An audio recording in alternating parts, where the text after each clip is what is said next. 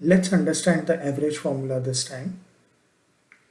Average formula is basically used to find the average of multiple values or a data set. Today we'll try to understand the average of quantity from the listed data. Syntax for average is equal to average, and then you open the brackets and select the values that you have to average. That's it. So you can see we have done average of quantity, which has come to 4.88. Now let's understand if we want to find an average based on condition. That's the way you will come across data, wherein you will find conditional based queries. So suppose I want to find average of products which has the product key as 66 from the given data. So the formula would be is equal to average if, open brackets, then we'll select the data which needs to be filtered. So as I said, product key, we'll select the product key, and then we'll add the criteria on which the average has to be done. So it is 66, comma, then we'll select the values that needs to be averaged.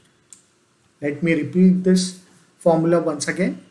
So we said average if, open the brackets, then we select the range which has to be filtered and the criteria of the filter, and then we select the range which has to be averaged. Over here it is quantity. Let's press enter. This way you can see 66 product key is available in 3 records. Yeah, and it is doing the average of 2, 3 and 2. So let's try to use a classic method of calculating average. So the formula for calculating average is equal to, you first add up the numbers. So right now I'll add the numbers of 66 quantities which are related to 66 product key. You'll see 7. Since there were 3 records of 66, we'll divide 7 by 3. We divide 7 by 3. So here 2.33, the same answer that we have got here. Yeah. So average will give you average of entire data set that you add to the formula, whereas average if will filter out those averages based on the condition. Yeah, average if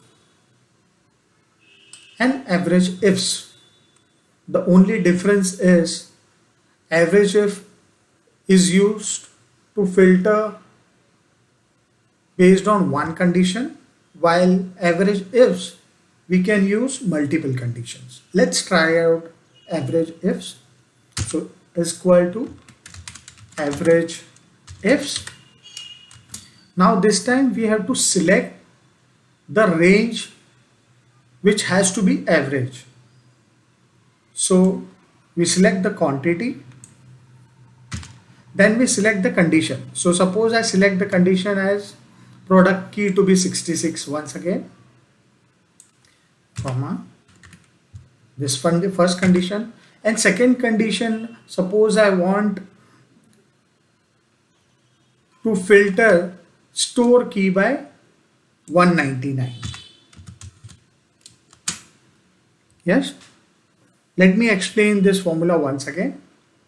So in average ifs, we first selected the range which has to be averaged. Then we added our conditions based on which the average has to be filtered. Yeah.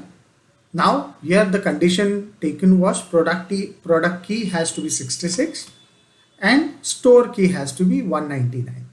So both this condition has to be met, for which the value should have been 2 and 3. So if I add up 2 and 3, divide by 2, then what you will get is 2.5. So 5 divided by 2.5, let's see once again. So is equal to sum. We add these two values. Since these two values meet the condition of store key 199 and product key 66, there is another product key 66, but the store key is not 199, it is 306. So we'll add up these two values, and there are only two records, so we'll divide it by 2. So the answer is 2.5. Now the important point to note in between average if and average ifs is the value that has to be averaged comes at the last in the formula, while in average ifs it comes at the beginning of the formula. So this is the important thing that you need to remember while using average if and average ifs. Thank you.